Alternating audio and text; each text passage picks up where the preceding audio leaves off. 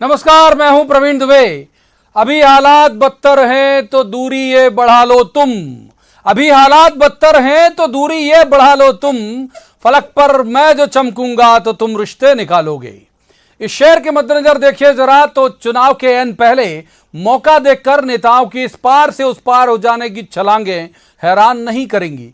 तो एमपी में 24 सीटों के उपचुनाव के ठीक पहले ये छलांगें फिर तेज हो गई हैं। फिलहाल बीजेपी के पाले में ज्यादा बेचैनी दिखाई दी है।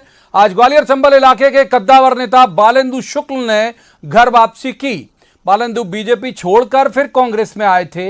यह आरोप लगाया था उन्होंने उस वक्त के पार्टी ने उन्हें सम्मान से बुलाया तो, लेकिन काम नहीं दिया। बालेंदु शुक्ल 2008 के विधानसभा चुनाव में उम्मीदवारी के लिए कांग्रेस छोड़कर बीएसपी में गए और वाया बीएसपी फिर बीजेपी में आए और अब दोबारा कांग्रेस में आ गए।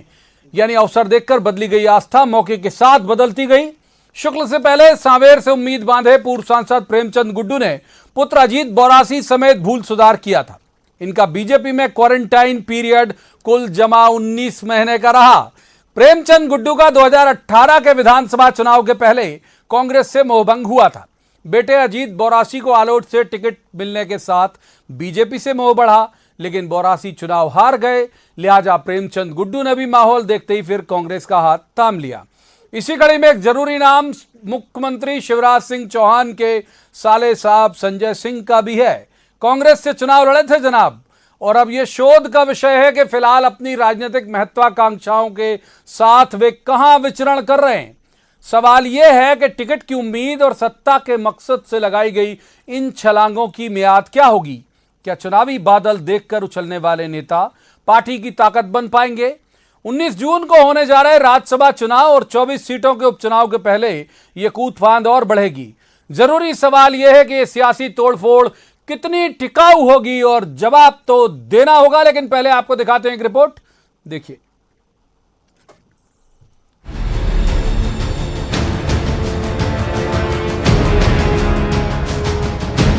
ग्वालियर चंबल में कांग्रेस का ब्राह्मण चेहरा रहे बालेंदु शुक्ल अब फिर कांग्रेस में हैं। करीब 16 साल पहले की गई राजनीतिक भूल का एहसास हुआ है क्या शुक्ल को कि वो बिना किसी शर्त के उस पार्टी में चले आए 2008 के विधानसभा चुनाव में, जो कांग्रेस शुक्ल ने इस नाराजगी में छोड़ दी थी कि पार्टी ने उन्हें टिकट नहीं दिया था। शुक्ल ने ग्वालियर से बीएसपी के टिकट पर विधानसभा चुनाव लड़ा, हार गए। फिर लोकसभा में बीजेपी के लिए इस्तेमाल किए गए ब्राह्मण चेहरे के तौर पर।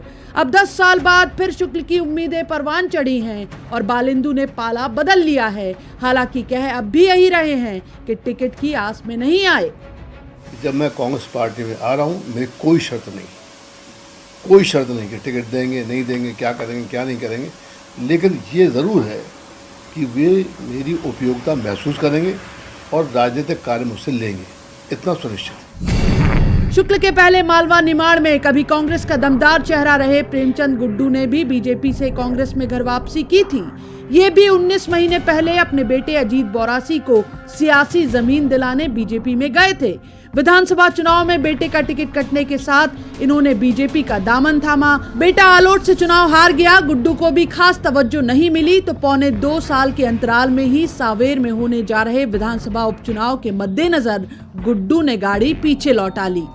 बाहर से नाश्ता वास्ता फिर हम घंटे में घर पे मैंने अपनी अरे नाश्ता वास्ता कराओ मेरे भाई, जिन लोगों से नाश्ता वास्ता करके फिर आ जाओ, हम यहाँ से फुर्सत होकर जो भी आप। तो जिस वक्त आया राम गया राम का ये खेल चल रहा है, ठीक उसी समय एमपी के सियासी हलकों में सीएम शिवराज और गृह मंत्री नरोत्तम मिश्रा के बीच हुई चाय पर चर्चा भी सुर्खियों में है। जो कहा गया कि वाकई ये मुलाकात बस नाश्ते की ही बात थी। सियासत में ऐसी मुलाकातें भविष्य में रंग दिखाती हैं। याद कीजिए सिंधिया की शिवराज से सौजन्य मुलाकात। तो खैर, मेल मुलाकात से इतर भी 19 जून को होने जा रहे राज्यसभा चुनाव और 24 सीटों के उपचुनाव के पहले इस दल से उस दल में दौड़ लगी रहेंगी। लेकिन मुकाम पार्टी होगी या सत्ता, जवाब तो देना होगा। भोपाल में शरद श्रीवास्तव के साथ bureau report, news 18 Madhya Pradesh Chhattisgarh.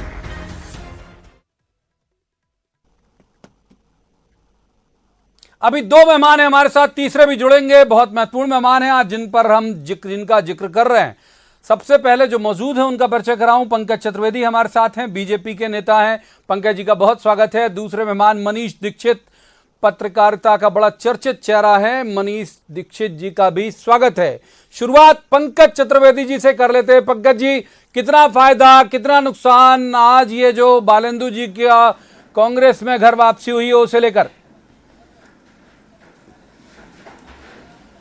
देखिए प्रवीण जी, मुझे लगता है कि जिस प्रकार की आपाधापी कांग्रेस पार्टी में विधानसभा के इन उपचुनावों को लेकर है, वो ये स्पष्ट करता है कि कांग्रेस पार्टी में तमाम प्रकार के दिवालियापन थे, पर अब प्रत्याशियों का, या यूं कहूं कि योग्य प्रत्याशियों का दिवालियापन ही प्रमाणित हो गया।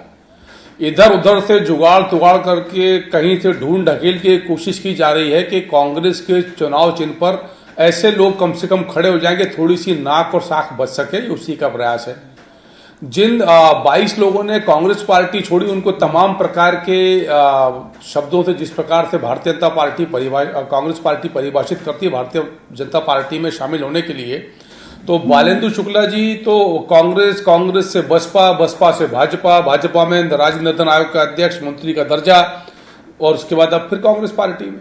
सावेर से जिन सज्जन के लड़ाने की बात की जा रही है, उन्होंने स्पष्ट तौर पर कहा था कि मैं कांग्रेस पार्टी इसलिए छोड़ रहा हूं कि यहां पर एससी के लोगों का, अनुसूचित जाति के लोगों का मान सम्मान नहीं होता और मैं उस वर्ग का नेता हूं, इसलिए मैं कांग्रेस पार्टी को छोड़ रहा हूं। तो वह मान सम्मान होने लगा कांग्रेस पार्टी में क्या? मैं बालेंदु शुक्ला साहब की बात करूं, उनके प्रति पूरे आदर सम्मान के साथ प्रवीण जी, क्योंकि बहुत सीनियर राजनेता है, मुझसे उम्र में लगभग मेरी पिता की आयु के होंगे, पिता तुल्य उनका पूरा मान सम्मान है। लेकिन बड़े महाराज के साथ के हैं साहब, अगर मान लीजिए सिंधिया जी की वहां आज झांकी है तो किसी वक्त माधवराव जी की भी झांकी थी, उनके साथी हैं ये। सर मैं उसी बात पे आ रहा हूं। सर मैंने इसलिए कहा कि निश्चित तौर पर वो स्वर्गीय माधवराव सिंधिया जी के सहयोगी के रूप में उनकी भूमिका कांग्रेस पार्टी में थी और बहुत अच्छे राजनीतिक जीवन उनका रहा। पर जैसा आपके पैकेज में कहा गया कि कांग्रेस पार्टी की तरफ से ग्वालियर चंबल में ब्राह्मण चेहरा रहे, तो वो दौर था प्रवीण जी, जिस दौर का आप जिक्र कर रहे हो उसको मैं भी स्वीकार करता हूं। मैंने बतौर कार्यकर्ता उस दौर को देखा है, लेकिन मैं सिर्फ ये आग्रह कर रहा हूं कि बालेंदु शुक्ला जी 1998 से लगातार चुनाव हारे। 1998 में लाखन सिंह यादव जी, जो तब बसपा में थे, आज भली कांग्रेसी हैं, उनसे बालेंदु शुक्ला जी चुनाव हारे। गिरद विधानसभा क्षेत्र थी ग्वालियर ग्रामीण की, वो बाद में परिसमन में समाप्त हो गई और उसके बाद तब तक ज्योतिराज सिंधिया जी राजनीति में आ चुके थे। बालेंदु शुक्ला जी के हारने के बाद भी उनका वो काका के जैसे, जिसको चाचा हम कहते हैं, वैसा सम्मान करते थे और शारीरिक तौर पर वही कहते थे। उन्होंने बालेंदु शुक्ला जी के आग्रह पर कि गिरद मेरे लिए अब सुरक्षित नहीं, मैं चुनाव हार गया, तो उनको 2003 में ग्वालियर की सीट से चुनाव लड़वाया, जहां वो नरेंद्र सिंह तोमर जी से, तब तोमर साहब बीजेपी के विधायक के प्रत्याशी थे, उनसे बालेंदु शुक्ला साहब 34,000 वोटों तो चुनाव हारे। 1998 का चुनाव आता, 1998 के चुनाव में कांग्रेस पार्टी में वो लोग जो बालेंदु शुक्ला जी का हित नहीं चाहते थे, इसलिए कि वो सिंधिया जी के नजदीकी थे, उन्होंने ये क्राइटेरिया फिक्स करा कि जो 2 बार चुनाव हारा है, 5,000 से ज्यादा हारा है, उसको टिकट नहीं दिया जाएगा। बालेंदु जी 34,000 से हारे थे, लगातार 2 बार हारे थे, लिहाजा उनका टिकट कटवा दिया गया। सिंधिया जी की तमाम कोशिश करने के बाद भी बालेंदु जी बहुजन समाजवादी पार्टी के प्रत्याशी के तौर पर 2008 का चुनाव लड़े ग्वालियर में किसी दूसरी सूट से। मुझे याद आता है शायद रश्मि पवार उस समय हमारी कांग्रेस पार्टी जो थी उसकी प्रत्याशी रही थी, वो भी चुनाव हारी और बीजेपी से कुछ चुनाव जीते। और गौरतलब है प्रवीण जी, तब बालेंदु शुक्ला जी की 2008 में प्रवीण जी जमानत जब्त हुई बालेंदु शुक्ला जी की। सर जमानत जब्त हुई बालेंदु शुक्ला जी की सर 2008 में। तो ये उनकी राजनीतिक ढलान है और उसके बाद वो भारतीय जनता पार्टी पंकज जी रोकूंगा। हमारे साथ बालेंदु शुक्ल साहब जुड़ गए, जिन पर आज हमने इस चर्चा को केंद्रित रखा। बालेंदु जी, बहुत स्वागत आपका न्यूज 18 में। मैं सबसे पहला सवाल आपसे यही करूंगा कि ये जो मोह भंग है वो कैसे हुआ आपका? बीजेपी से कांग्रेस क्यों फिर से अच्छी लगने लगी आपको?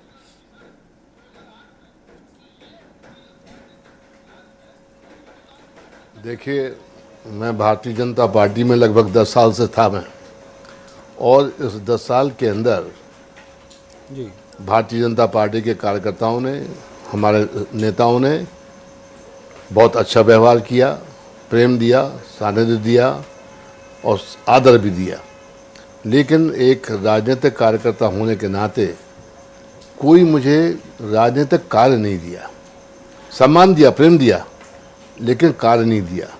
और जो भी व्यक्ति राजनीति में होता है वो राजनीतिक कार्य, समाज सेवा राजनीति के माध्यम से करना चाहता है। तो मुझे ऐसा लगा कि अब भारतीय जनता पार्टी में मेरी कोई उपयोगिता उनको नहीं दिखी। और जब उपयोगिता नहीं दिखी तो मैंने सोचा कि जब एक राजनीतिक दल में रहते हुए राजनीतिक उपयोगिता नहीं है तो उसे छोड़ना बेहतर होगा। मैं कांग्रेस पार्टी में 30 साल तक रहा, बहुत थोड़े से समय के लिए बहुजन समाज पार्टी में गया, और उसके बाद मैंने देखा कि बहुजन समाज पार्टी में मैं रहना बहुत औचित्यपूर्ण नहीं रहेगा। फिर जो हमारे बीजेपी के मित्र थे उनसे संबंध अच्छे रहे, लेकिन काम नहीं मिला। कांग्रेस के भी हमारे पुराने साथी थे, वो मुझसे मिलते रहे, संपर्क में थे, मेरे उनसे भी बहुत अच्छे संबंध थे, संपर्क थे, और उन्होंने चाहा कि मैं कांग्रेस पार्टी में वापस आ जाऊं। तो मैंने भी विचार किया कि भारतीय जनता पार्टी में रह कर के अगर मेरे को कोई कार्य विशेष नहीं है तो बेहतर होगा कि मैं राजनीतिक कार्य के लिए कांग्रेस पार्टी में आ जाऊं। और इसलिए मैं 30 साल जिस दल में रहा वापस उस दल में आज आ गया हूं। बालेंद्र जी, एक बार एक सवाल मैं आपसे जरूर करूंगा और आप अथॉरिटी के साथ उसका जवाब भी दे पाएंगे। वो ये, आप चूंकि माधवराव जी के साथ आपकी सियासत रही है, उनके करीब रहे हैं आप ज्योतिरादित्य जी वहां सक्रिय हैं, आपको ये अंदेशा है कि जो आपके साथ जो सब भी हुआ बीजेपी में, हो सकता है ये ज्योतिरादित्य जी के साथ भी तो नहीं हो जाए आने वाले दिनों में?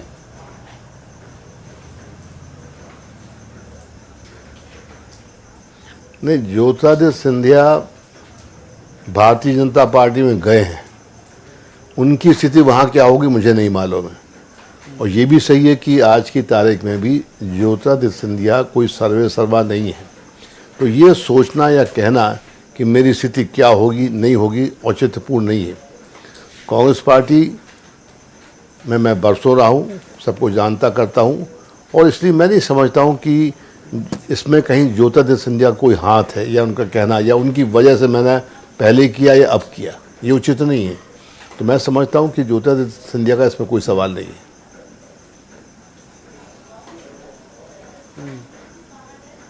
अच्छा, एक बार रुक कर लेते हैं। मनीष दीक्षित सीनियर जर्नलिस्ट हैं, हमारे साथ जुड़ गए, पहले कुछ तकनीकी दिक्कत थी। मनीष जी, बालेंदु शुक्ल साहब जुड़े हुए हैं हमारे साथ, आज ही कांग्रेस में वापस आए हैं वो, प्रेमचंद गुड्डू, और भी नाम आपको लगता है कि अभी इलेक्शन के वक्त जो है ये चलेगा, तोड़ फोड़ की जो सियासत हम जो शब्द इस्तेमाल कर रहे हैं ये और चलेगी? नंबर 1। और नंबर 2, अगर बीजेपी आरोप लगाती है कि सिंधिया जी के जाने के बाद नेताओं का टोटा हो गया, तो फिर इसमें गलत क्या है? तो देखिए, जो अभी अपने सामने 2 एग्जाम्पल है प्रवीण जी, चाहे वो प्रेमचंद गुड्डू का हो या बालेंदु जी शुक्ला का हो, ये दोनों ऐसे नेता थे कि जो अपने परिवार में लौट के आए हैं। ये वो लोग नहीं है जो अपनी, जिसको बोलते हैं कि जहां आपने अपनी पॉलिटिक्स शुरू करी उस पार्टी को छोड़ के गए। तो अभी 2 तरह के हमको प्रयोग देखने को मिलेंगे।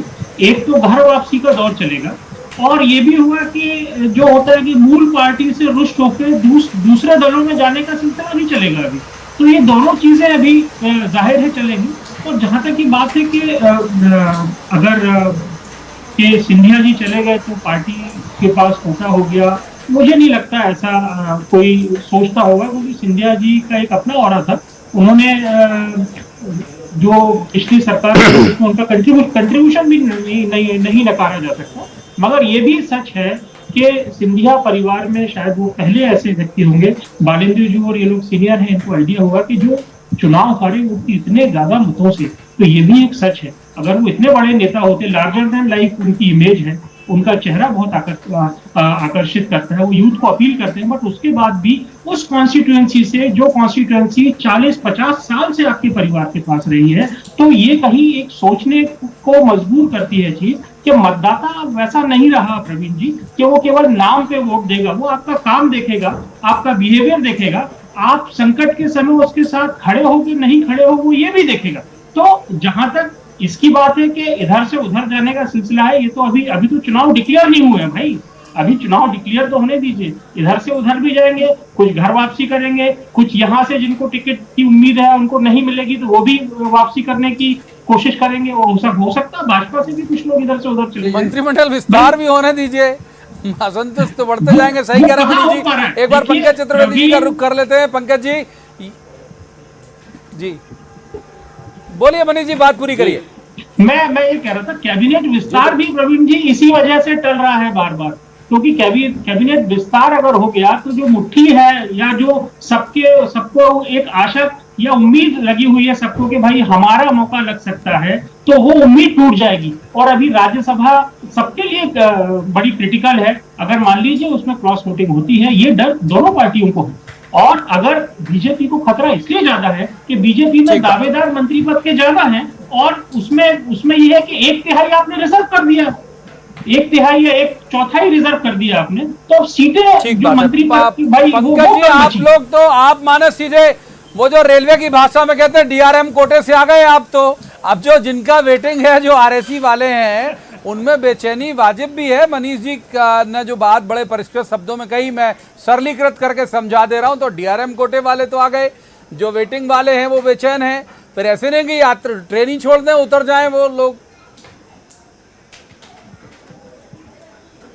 देखिए प्रवीण जी, रेल से तुलना करना आपका बिल्कुल अधिकार है मीडिया का, पर मैं राजनीति को रेलम पेल या भागम भाग जैसे नहीं मानता। और आप भी इस बात को समझते हैं कि ये विश्लेषण के लिए, उपमा करने के लिए ठीक शब्द है, लेकिन राजनीति रेलगाड़ी के जैसे नहीं है कि एक ही ट्रेन है और आई और सब उसमें बैठ गए, ऐसा विषय भी नहीं है। और जहां तक कांग्रेस से भाजपा में आए मित्रों का सवाल है, तो प्रवीण जी अभी बहुत सारी चीजें समय के साथ सामने आना शेष हैं, लेकिन एक बात बहुत सुनिश्चित है कि दो बातें आज स्पष्ट हैं। पहली ये कि कांग्रेस से जो लोग छोड़कर बीजेपी में आए, तो उन्होंने प्रवीण जी पहले नैतिकता का पालन किया और सबसे पहले अपनी विधायकी कांग्रेस की जिस मैंडेट पर वो चुने थे उन्होंने इस्तीफा दिया। यह बात अलग है कि विधानसभा अध्यक्ष जो तत्कालीन थे उन्होंने उसमें समय लिया, नियम कायदे प्रक्रिया के हिसाब से जो भी उनकी व्यवस्था थी, पर अंततोगत्वा वो 22 इस्तीफे स्वीकार किए गए। पहले मंत्रियों के किए गए, बाद में 16 इस्तीफे स्वीकार किए गए। तो मॉरल ग्राउंड्स पर वो सारे लोग बिल्कुल निष्कलंक हैं, साफ हैं कि जिस मैंडेट पर चुने थे उसको छोड़कर अब वो नए चुनाव की तैयारी कर रहे हैं। नंबर 1। नंबर 2, बालेंदु जी ने बहुत स्पष्ट कहा कि जिस प्रकार की चर्चा दिन भर से मीडिया में बहुत सारे स्तर पर थी, क्योंकि मैं दोपहर से इस विषय पर संवाद में, उन्होंने बहुत साफ तौर पर कहा, पहला कि भारतीय जनता पार्टी में उनको बहुत आदर सम्मान सत्कार सब मिला। जहां तक राजनीतिक कार्य का विषय, तो मुझे लगता है कि बालेंदु जी बहुत बड़े कद के राजनेता हैं। मैं टिप्पणी करूं कि उनको राजनीतिक कार्य मिला नहीं मिला, ये छोटा मुंह बड़ी बात होगी, वो उस पर वो बेहतर समझते होंगे।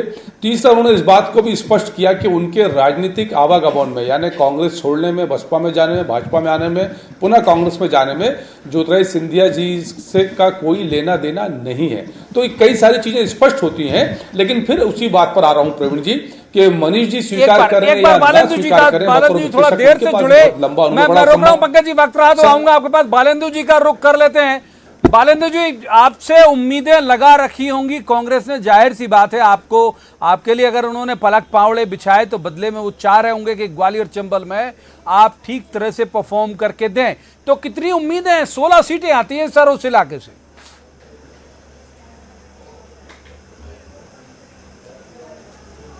देखिए, एक चीज़ बड़ी स्पष्ट है कि अभी जो लोग कांग्रेस छोड़ के भारतीय जनता पार्टी में आए हैं तो भारतीय जनता पार्टी में आ तो गए हैं, और ये निर्णय लिया गया उनके हाई कमांड द्वारा।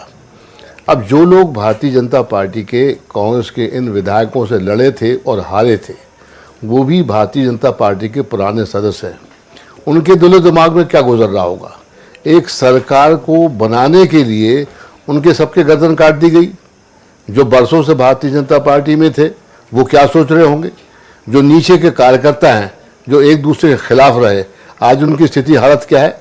मैं कहूँ तो बहुत अच्छा नहीं लगेगा, लेकिन मोटे शब्दों में बता रहा हूँ कि ग्वालियर चंबल संभाग में नीचे के स्तर के कार्यकर्ता बहुत नाराज हैं। बोल नहीं रहे लेकिन नाराज हैं, और इसी प्रकार से जिनके टिकट अब लग रहा है कि कट जाएंगे, वो केवल अभी कटेंगे या नहीं कटेंगे, ये कौन ऐसा व्यक्ति होगा जो फायदा बहुत होगा, हमको बहुत फायदा होगा। आज की तारीख में भारतीय जनता पार्टी को दिक्कत परेशानी, अभी मेरे पूर्व साथी ने कहा कि मंत्रिमंडल का विस्तार क्यों नहीं हो पा रहा है। बात बड़ी स्पष्ट है कि अगर मंत्रिमंडल का विस्तार उत्तर हो देना गया चाहता हूं। तो भारतीय जनता पार्टी के अंदर दिक्कत कहीं ज्यादा जाएगी। जाऊंगा अभी। तो इसलिए मैं समझता हूं कि उत्तर ले लीजिएगा। भारतीय बीजेपी जनता को पार्टी के आने अंदर वाले दिक्कत चुनाव कहीं में ज्यादा। मनीष बहुत दीक्षित नुकसान वरिष्ठ होगा पत्रकार है। और कांग्रेस पंकज पार्टी जी, को मनीष बहुत जी का एक फायदा बार होगा। रुख कर लेता हूं। मनीष जी प्रवीण जी, एक उत्तर ले लीजिएगा। ये जो तर्क दे रहे हैं बालेंदु जी, ये एप्लीकेबल होगा उस इलाके में, आपको लगता है? क्योंकि वहां पर ये बात सही है कि असहज तो बहुत सारे लोग हैं। नरेंद्र सिंह तोमर साहब भी होंगे, जाहिर सी बात है, प्रभात झा जी भी होंगे, जयवान सिंह पवैया साहब भी होंगे। बिल्कुल होंगे प्रवीण जी, और इसके पीछे वजह यह है कि भाई कोई भी नेता होता है वो अपनी कॉन्स्टिट्यूंसी बड़े लंबे समय में नर्चर करता है, और वो किसी को तश्तरी में अपने किसी को नहीं, अपने विरोधी को जिससे वो चुनाव हारा है उसको वो तश्तरी लगा के तो नहीं देगा प्रवीण जी, इतना तो हम आप समझते हैं। जहां तक बात है कि वो 16 सीटों को क्या प्रभाव पड़ेगा, तो वो उधर की जनता ये तय करेगी कि भाई जनता को लगता है कि जो नेताजी थे वहां के और जिनके साथ इतना बड़ा एक पॉलिटिकल मूवमेंट हुआ जो मध्य प्रदेश में अपने आप में एक इतिहास बना है, तो अगर जनता को लगता है कि नेताजी ने सही किया है तो जनता उनके साथ जाएगी। अगर जनता को लगता है कि उनके वोट को का सौदा हुआ है तो जनता उसके खिलाफ वोट देगी। एक बात और जोड़ना चाहूंगा मैं, कांग्रेस के 2-3 बड़े मैं नेता जाना चाह रहा था पंकज चतुर्वेदी जी के पास, लेकिन वक्त जो है वो हमको इससे ज्यादा चर्चा की इजाजत नहीं देता। बहुत शुक्रिया मनीष जी आपका, बालेंद्र जी आपका, पंकज जी आपका। लेकिन इस पूरी चर्चा का निचोड़ यही है कि इलेक्शन आने तो दीजिए, चाहे वो राज्यसभा के हों, उसके बाद उपचुनाव हो, मंत्रिमंडल विस्तार होने तो दीजिए। जाहिर सी बात है कि आप किसी की सीट से उसे उठा के दूसरे व्यक्ति को बैठा लोगे तो उसके पेट में मरोड़ तो होगी, अब किस शक्ल तक होगी ये भविष्य में तय होगा। तो आज की इस चर्चा में इतना ही। कल किसी खास मसले पर खास पैनल के साथ बैठेंगे और कहेंगे जवाब तो देना होगा। लेकिन तब तक आप देखते रहिए न्यूज़ 18 मध्य प्रदेश छत्तीसगढ़।